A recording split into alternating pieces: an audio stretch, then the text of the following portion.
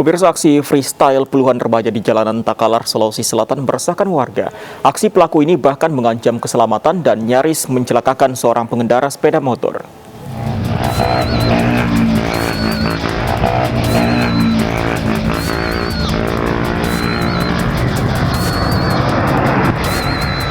Tanpa menghiraukan keselamatan pengendara lain, puluhan remaja di Takalar, Sulawesi Selatan melakukan aksi freestyle di jalan raya. Mereka bahkan melakukan aksinya saat kondisi jalan mulai ramai.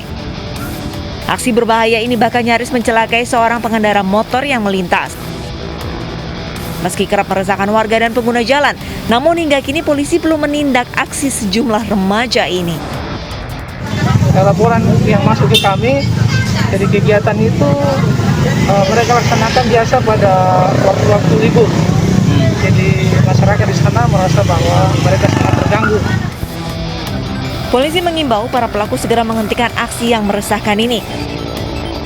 Polisi berjanji akan menindak tegas jika para pelaku masih mengulangi aksi freestyle di jalanan.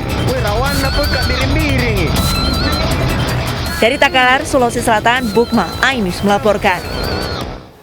Setelah sempat bungkam, selebgram Rachel V-nya muncul ke publik dan mengaku tidak pernah menjalani karantina setelah pulang dari luar negeri. Kasus ini pun berbuntut panjang dan Rachel V-nya dijadwalkan menjalani pemeriksaan di Polda Metro Jaya Kamis besok. Aku tidak karantina sama sekali di Wisma Atlet, jadi aku tidak minta sekamar juga, karena emang kenyataannya aku tidak karantina sama sekali. Setelah sempat bungkam, selebgram Rachel V-nya akhirnya muncul dan buka suara. Ia mengaku tidak pernah menjalani karantina di Wisma Atlet Pademangan. Hal ini berbeda dengan berita sebelumnya yang beredar bahwa ia kabur setelah menjalani 3 hari karantina. Selebgram berusia 26 tahun ini juga meminta maaf telah membuat kegaduhan dan siap menerima konsekuensinya. Aku mau minta maaf lagi dan akan selalu minta maaf terus, terutama sama orang-orang yang emang berjuang melawan COVID. Aku mau minta maaf membuat kegaduhan ini semua. Aksi kabur dari karantina disayangkan oleh banyak pihak, salah satunya epidemiolog dari Griffith University Diki Budiman. Tentu menjadi catatan serius karena disinilah harus ada penerapan sanksi yang sangat sangat konsisten dan ini yang akan membuat efek jera. Mangkirnya selebgram Rachel V-nya dari karantina setelah pulang dari luar negeri berbuntut panjang. Polda Metro Jaya menjadwalkan pemeriksaan Rachel Kamis besok. Selain sang selebgram, polisi juga akan memanggil teman dekatnya dan manajer Rachel V-nya. Tim Liputan iNews melaporkan. Antisipasi hal yang dilakukan Rachel V-nya tak terulang, Polda Metro Jaya akan bentuk Satgas Karantina. Satgas nantinya akan memastikan prokes dijalankan dengan baik dan benar.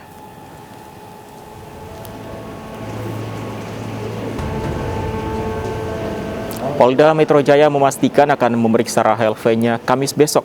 Di tengah kegeraman publik, kepolisian pun memastikan akan menangani kasus Rachel sesuai prosedur. Antisipasi pelanggaran terulang, kepolisian membentuk Satgas Karantina untuk memperketat pengawasan. Nantinya, Satgas Karantina akan bekerja sama dengan pihak terkait untuk memastikan setiap pendatang yang masuk ke Indonesia menjalani rangkaian protokol kesehatan.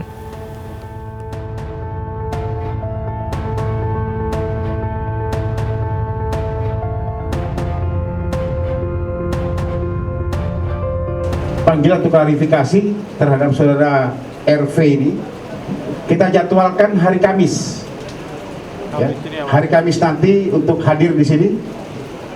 Nanti akan kita sampaikan teman-teman. Tadi Pak Kapolda pun menyampaikan kami akan sidik ya secara tuntas. Bahkan Satgas pun nanti akan kita bentuk bersama-sama kita semuanya untuk mengawasi tentang karantina karena ini dampaknya yang memang sangat-sangat berbahaya. Ketentuan sudah dari negara ini kita harus karantina 5 hari harus. Ya, ini upaya untuk memutus mata rantai penyebaran COVID. Tetapi yang bersangkutan tidak laksanakan, ini akan kita proses. DKI Jakarta dan wilayah Bodetabek mulai menerapkan PPKM level 2. Namun Kabupaten Bogor dan Kabupaten Tangerang belum turun level karena cakupan vaksinasi belum mencapai target.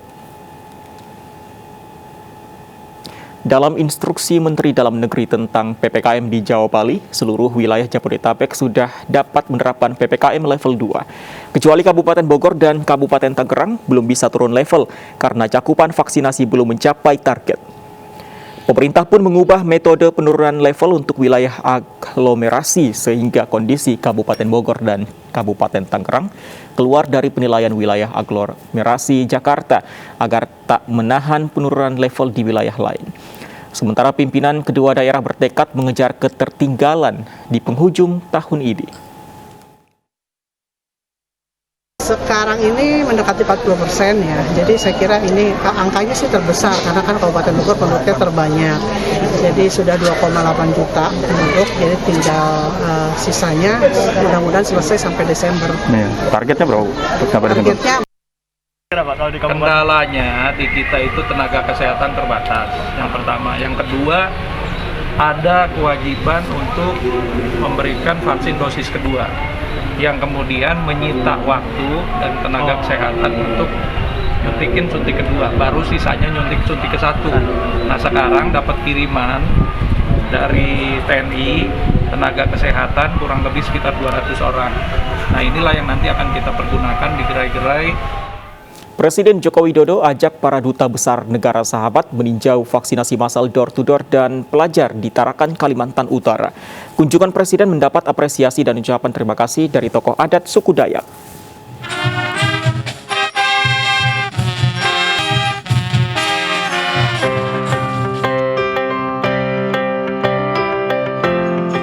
Didampingi Kepala BIN, Budi Gunawan, dan sejumlah duta besar negara sahabat, Presiden Joko Widodo meninjau pelaksanaan vaksinasi massal COVID-19, door-to-door, dan bagi pelajar di Tarakan, Kalimantan Utara. Lewat vaksinasi massal yang digelar BIN ini, Presiden berharap masyarakat, pelajar, dan para santri terlindungi dari penyebaran virus COVID-19. Kita harapkan dengan vaksinasi ini, perlindungan bisa diberikan secara maksimal kepada masyarakat sehingga masyarakat bisa terproteksi dari penyebaran COVID-19. Saya rasa itu yang bisa saya sampaikan. Terima kasih. Presiden juga sempat melakukan tatap muka secara virtual dengan pelajar dan santri peserta vaksinasi massal COVID-19. Dalam pelaksanaannya, pelajar peserta vaksinasi mendapatkan tambahan vitamin, sementara warga mendapatkan tambahan sembako setelah menjalani suntikan vaksinasi COVID-19. Kunjungan Presiden ini mendapatkan apresiasi dari tokoh adat suku Dayak. Sebagai ucapan terima kasih, warga suku Dayak menghadiahi Presiden pakaian adat suku Dayak Kenya.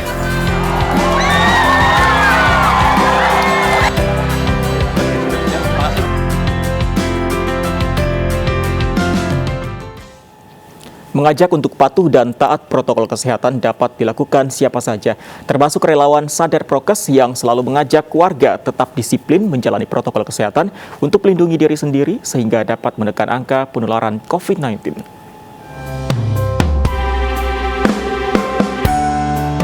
Menjaga warga tetap sehat dan tidak terpapar virus COVID-19 menjadi tugas relawan protokol kesehatan Rumah Sakit Ashifa, Kota Sukabumi, Jawa Barat.